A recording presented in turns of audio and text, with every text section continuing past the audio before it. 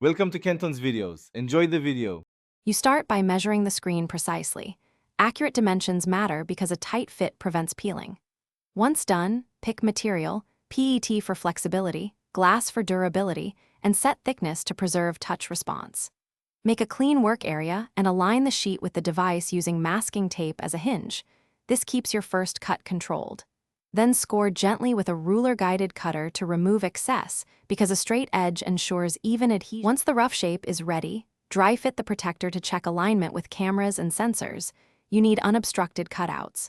Make small, precise trims. Don't rush, because removing too much is irreversible. After trimming, smooth edges with fine sandpaper to prevent lifting and to match the device's radius. Make sure to test touch sensitivity and button clearance between adjustments so you understand how each change affects function and fit. You finish by deep cleaning the screen. Alcohol wipe, microfiber, and a dust sticker eliminate particles that cause bubbles. Once clean, hinge the protector with tape at one edge, lower it slowly, and press center out with a flat card to expel air. This prevents trapped dust and uneven adhesion. If a stubborn bubble remains, lift to the nearest point and reapply because full relifts reduce residue. If the protector is badly miscut, replace it for a reliable long-term seal. Thanks for watching. Consider subscribing if we helped you.